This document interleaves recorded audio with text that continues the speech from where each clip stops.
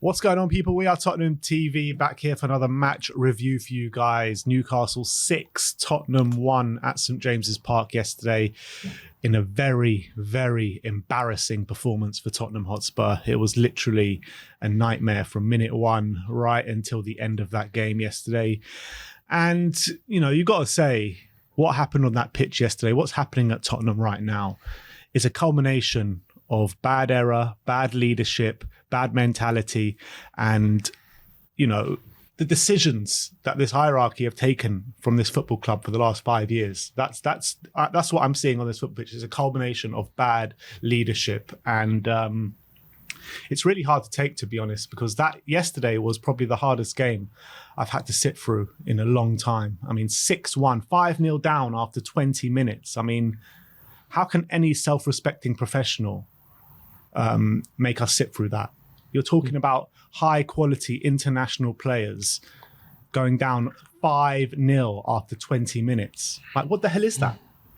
It was embarrassing. It was pathetic, really. That's the true word of it. And I think this was probably rock bottom now in terms of where this team and these players are headed. And you know, the hierarchy, sacking Conte, appointing Stellini, who we're now hearing is under pressure because the players don't believe in him. What was the point in hiring him? Him implementing a new system, which apparently the players worked on during the week, but it was it was news to me that they've been working on it, because when you look at the players on the pitch, there was no fight, no aggression. If you're going to play a 4 at the back and really put pressure on the opposition, you need to be aggressive. You need to be pushing high up. You need to be getting in their faces. You need to be making it difficult for them. And Newcastle, I don't think will ever have an easier game in the Premier League in their life.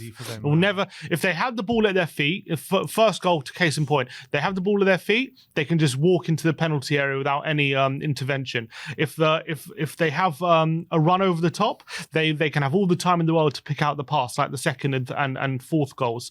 If they want a shot from 30 yards, they'll have all the time in the world to line up a shot, like the third goal. It was quite truly a pathetic display all the way around. Tactically, mentality, aggression, everywhere you look at it, it was all wrong for Tottenham. And the players, the management, and especially the hierarchy all have to take responsibility for what culminated in probably one of the biggest shit shows in Premier League history, not just Tottenham's history.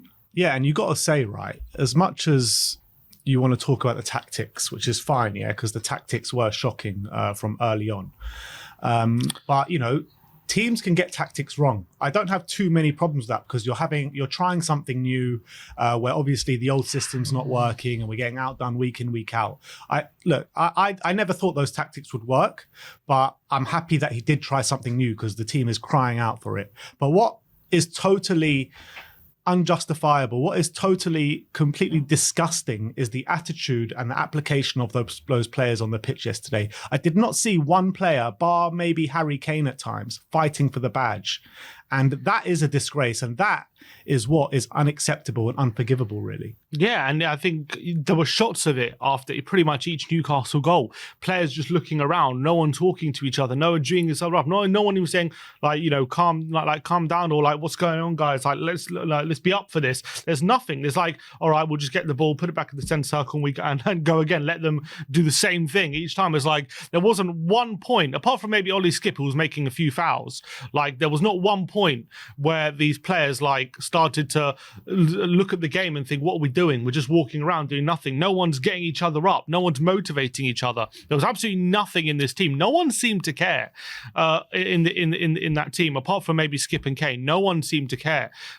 They seemed to just be lounging around without a care in the world. Højbjerg was an absolute disgrace, I thought. He didn't even put in one challenge throughout that whole game, I don't think. He was an absolute disgrace, Højbjerg. He should be ashamed of himself. Dyer just looked out of his depth, and every time he got the ball, this is why we kept saying Dyer can't play in a back four. Not only is it because on the ball, look, every time he got the ball, he just aimlessly lumped it he wasn't even looking. He just got the ball, lumped it, got the ball, lumped it to no one, got the ball, lumped it to no one, and aimlessly. For pretty much 2 or 3 of those goals, maybe even 4 of those goals, he was completely in no man's land, completely out of position. I thought Cuti Romero was an absolutely disgraceful yesterday in his performance. You know, every goal that goes in, the camera pans to him. He's just standing around, biting his nails, looking nervous, looking worried. Look at this from Eric Dyer. 13 long passes attempted, 2 accurate.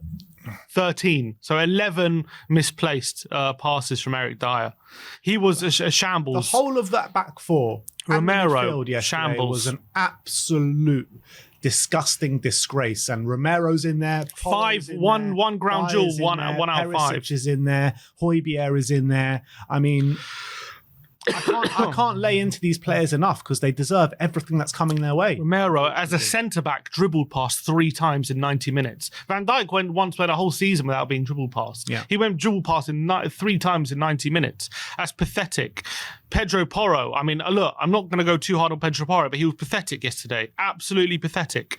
And, dribbled past 2 times. The one that pissed me off the most was the second goal. He watches the ball, a long ball over the top. He watches it go over, has all the time there to watch, and just put his hand up like, offside, ref, offside. He just stands there shouting for offside when he's the one keeping him onside. And by the way, that wasn't the only time that happened during the game yesterday with Pedro Porro. How many times was he just flapping his arms around? I mean, look, let's take it goal by goal and really see where the problems actually lay. I mean, I think we know it, but the first goal in the first minute, Joe Linton gets the ball and just walks in the box. No challenge from Romero, no challenge from Porro.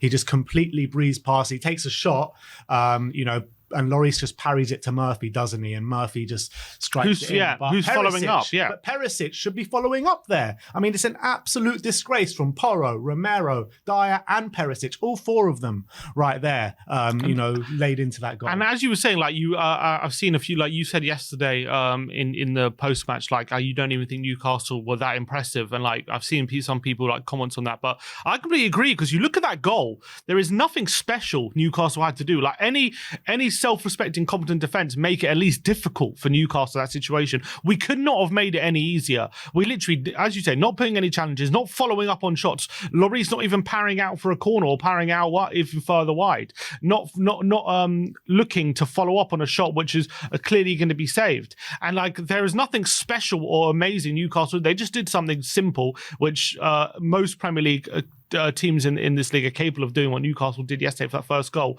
Yeah, 19 out of the 20 Premier League teams wouldn't have defended that goal like we did yesterday. Absolutely. It was absolutely pathetic. No, I'll tell you, Championship teams, League One and League Two teams, probably even Wrexham probably would have defended that goal better than we did yesterday.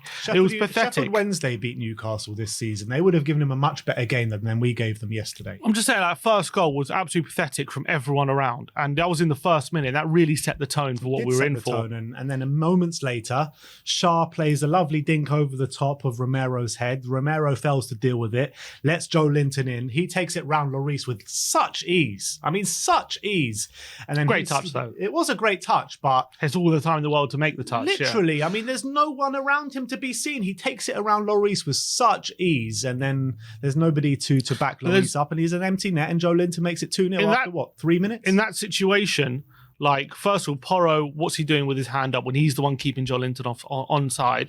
And secondly, he's Romero is obviously dealing with Isaac, who's a striker, but he's got to have a massive shout from Porro. If Porro's not going to follow him in, which you didn't, he's got to be shouting at Romero, Joe Linton over on your left, essentially. No communication whatsoever. It's almost like Porro was just more interested in being lazy, trying to catch him offside, trying to get that flag, rather than actually do some actual defending and communicate with your centre-back. Romero should be aware as well. He wasn't aware of Joe Linton. He just waltzed in, and it was another easy, although impressive pass, impressive touch, and a good finish from Joe Linton. Again, the defence was all at sea. Yeah. And then a few minutes later, Dyer plays it out the back, trying to find Sonny. Poor pass. I mean, Sonny maybe should have been a bit stronger. I'm not too sure, but I mean, Murphy wins. I mean, not Murphy. Who was it? Shah, I think it was. Wins the tackle.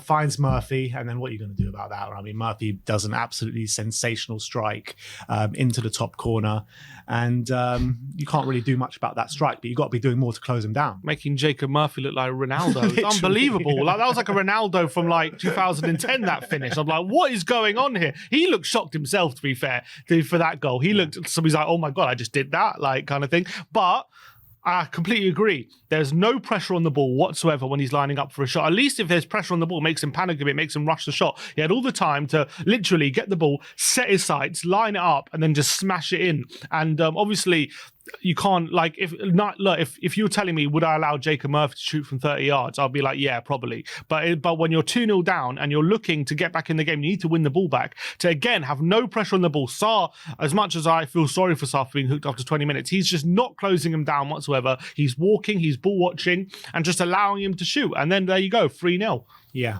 and that's 3-0 after 9 minutes in the game. Unbelievable, 9 minutes, yeah. 9 minutes. And then, we held strong for the next 10 minutes. We didn't concede. And then after 19 minutes, Willock plays a ball the outside of his boot, in behind Dyer, catches him completely off guard. And all of a sudden, Isaac is one-on-one with Lloris. And he makes no mistake, slots it into the bottom corner. Defense is absolutely nowhere to be seen. Dyer just caught in absolute no man's land. Yeah, that goal was literally, if you want to take a snapshot of the reason we don't play a back four with Eric Dyer, that would be that goal. It would be that moment. Not only was he woefully exposed, but as well, the midfield was absolutely nowhere. Joe Willock had all the time in the world to line up that pass and play it in behind. And these Premier League players, when you give them time and space to do that, they're more often than not they're gonna find the pass. And to be fair to him, it was a brilliant pass, but it was almost as if Eric Dyer expected a left centre back to be there to cover him. Essentially, Perisic was not interested in getting around and covering defending. He was like, "I'm a left winger here, mate. I'm not going to help you." And there was two men there. There was Isaac and there was another man. I think it was Murphy to his right, were also completely free because Perisic wasn't covering. Usually in that situation, if your centre back is going to get outrun there, your left back would usually tuck in and cover that situation. No Perisic there, but as well, the idea, if that was like Gabriel or Saliba or Ruben Diaz or Akanji or Van Dijk or Konate, they probably catch up to Isaac there, or they put themselves in a position where they can keep pace with him and actually put in a challenge.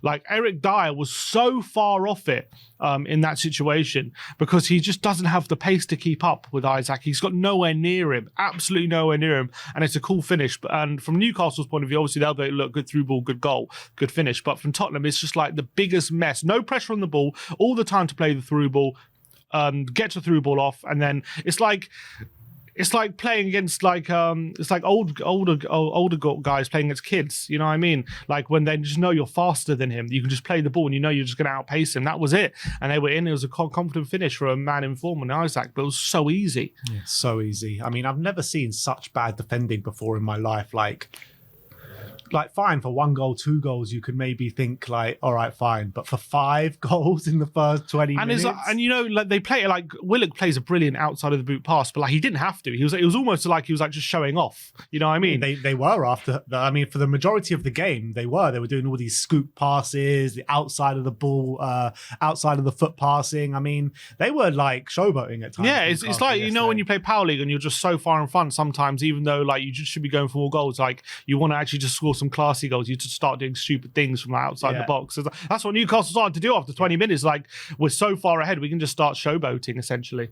And then a couple minutes after that Isaac goal, ball gets played down the line to Longstaff. He pulls it back to Isaac, and he's allowed just to run into the box unchallenged and completely sots it home into the bottom corner once again. The defense is nowhere to be seen. Romero, shocking. Dyer, completely out of position, and that's 5-0. And it went under Lloris's body, that one as well. Yeah. I mean, it's a good finish, but Lloris probably should have saved it as well. Perisic, just again, where is he? There's just no one. There's no defensive midfielders helping out at all in this situation.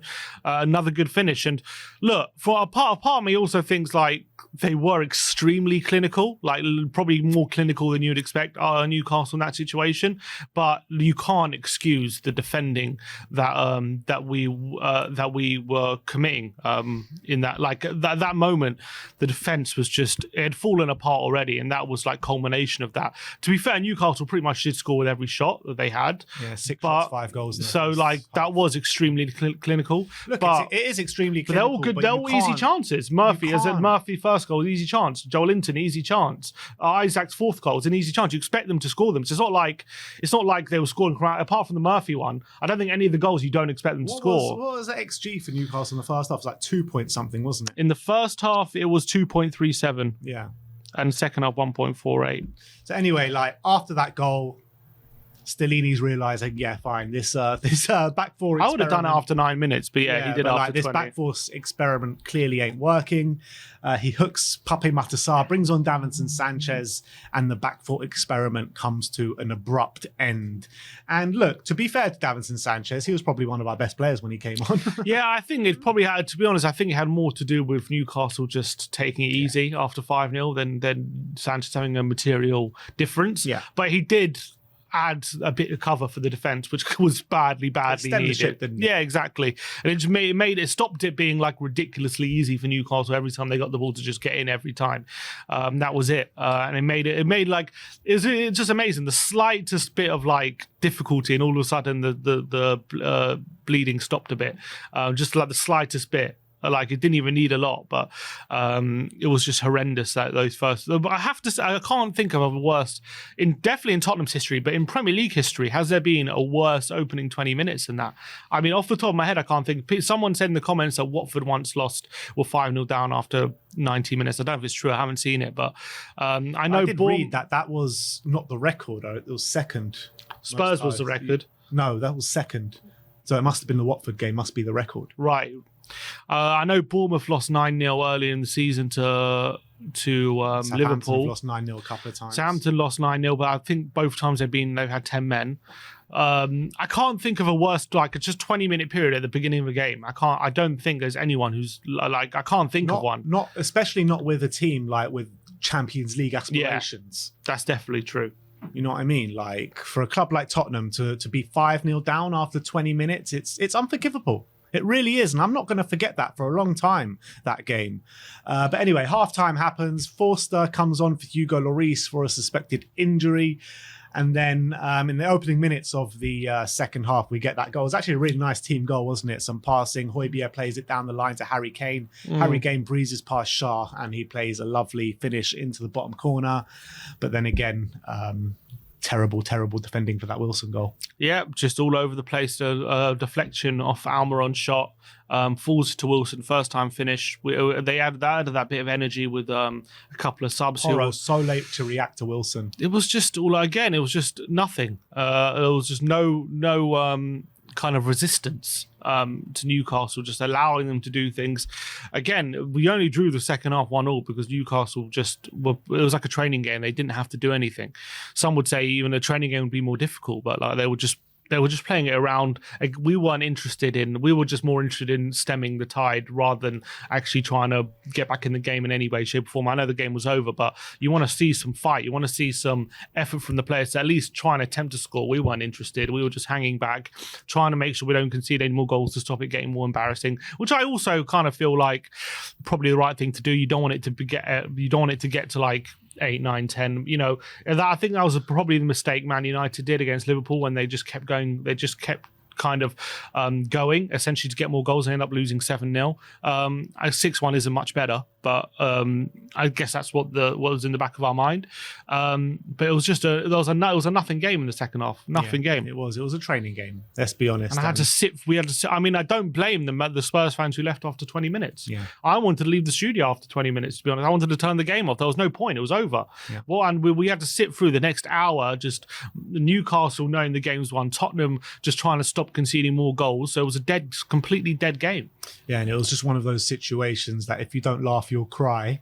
And I was the one crying. Yeah, and I was absolutely. I mean, I had to just laugh at the absurdity of being 5. Like, I mean, we all look, going into this game, we all expected to lose. I said, if we're not gonna, based on the Southampton and Everton games and Bournemouth games, when we had big in all those games, we had big opportunities to really put pressure on the teams above us, and good opportunities as well to do it. And the games were in our hands as well. You know, Southampton 3-1 up, Everton 1-0 up against 10 men. Bournemouth would just got back in the game at 2-2. We had all the chances to score. All those games were in our hands, and we didn't have the fight to go and actually win them, and we caved in. So what we were expecting to cave in this game, I knew Newcastle were going to be more up for it, but at least make it difficult for them. At least put in a fight. At least make it a game. If you're going to lose 1-0, 2-1 or something. Make it difficult for them to be 5-0 down in that situation where if you win, you go level on points with Newcastle if you win that game. That's how actually close we were to Newcastle, at least mathematically, clearly not on the pitch.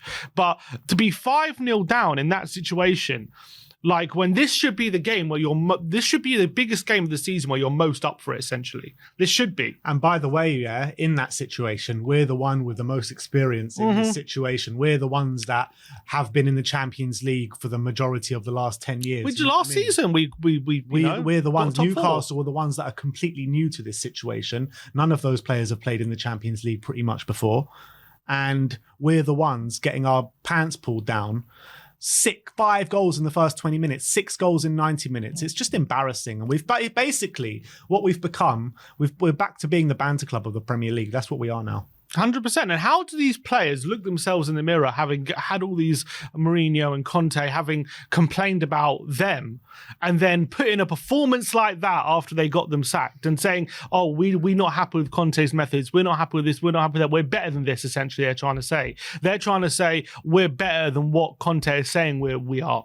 And then they're saying that to the press, and they're putting out all this to all their sources, and then they're going out against Newcastle and putting in that kind of display. How can they even talk about anything that they've said about getting Conte and Mourinho sacked? I don't know how they look themselves in the mirror and say those kind of things and think those kind of things that they're better than they are. Yeah. Conte, based on this performance, was performing an absolute miracle to even us having us in the top 4 conversation. Based on every performance pretty much since he's gone. And yeah, you know what I mean? So these players wanted Conte sacked. So you'd assume is they wanted him sacked is because they believe that they could do better without him. And then they put in that display. Yeah.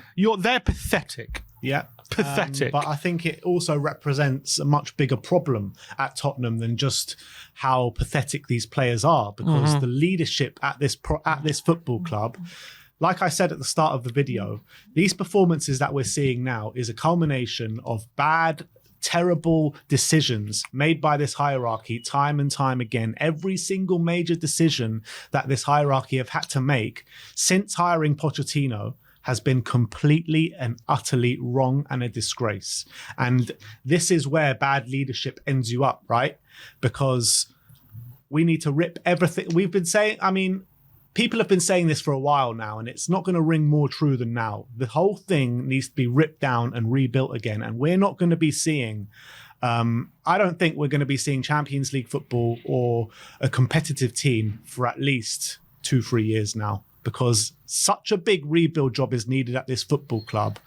Like I said a couple of weeks ago, around 19 players, futures up in the air at the moment at this football club, one of them being Harry Kane, right?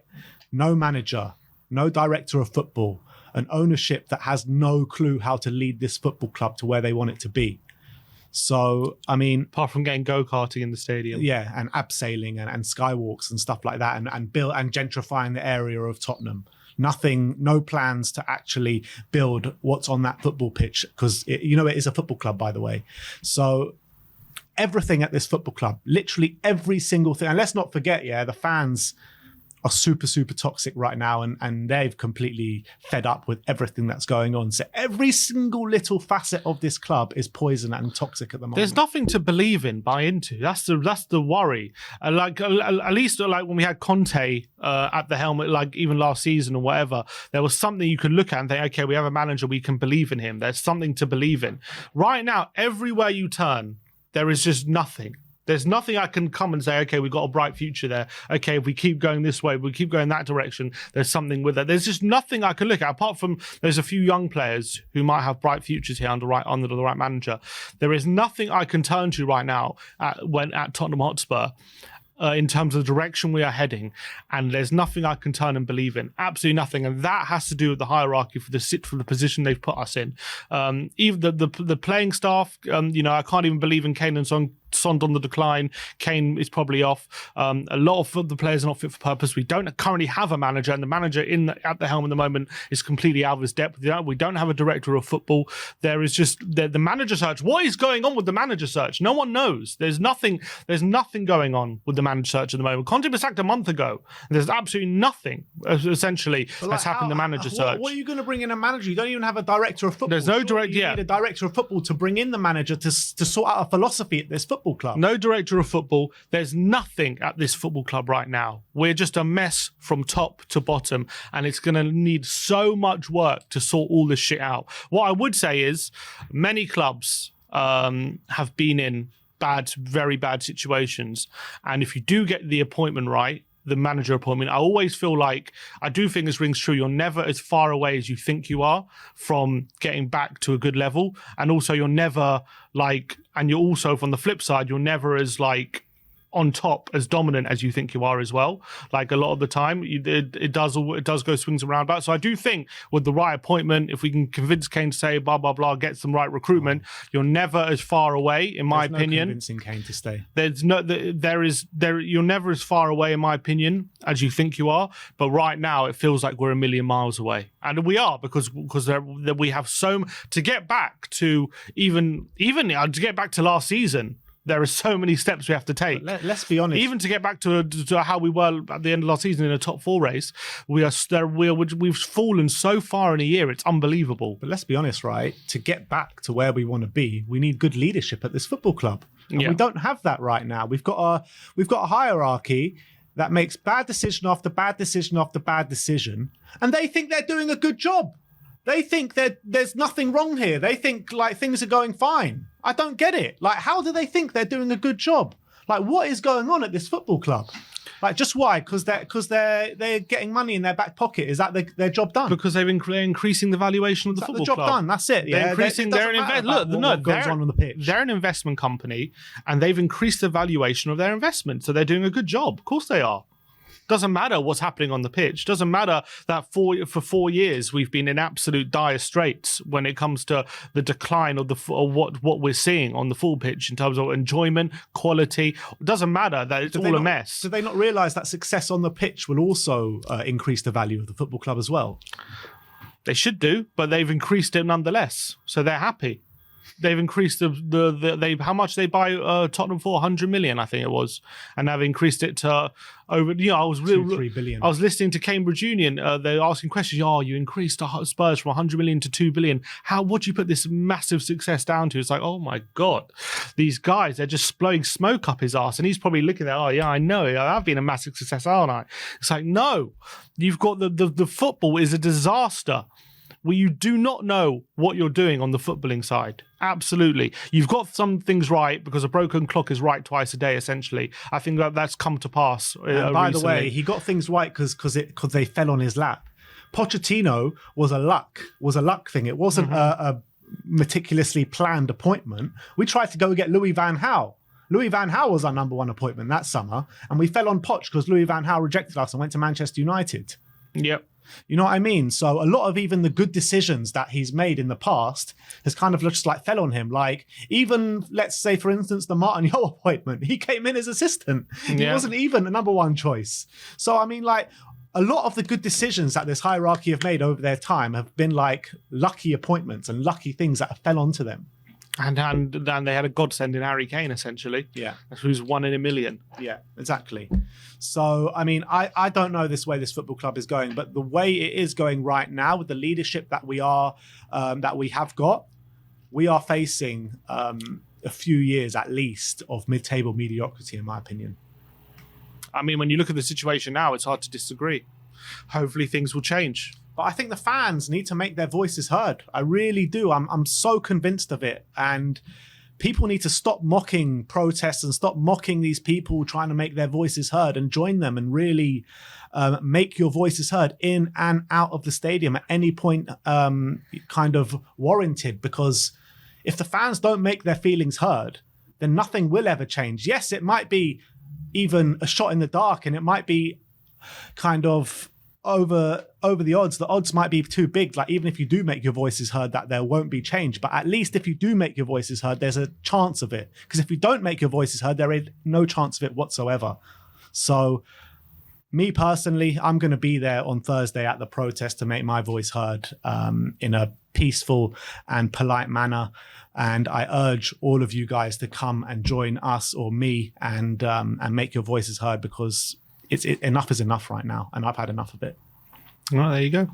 But that is our match review for the 6-1 loss at St James's Park. Thank you everyone for joining us today. Like, subscribe and comment. And as always, Come on, you Spurs.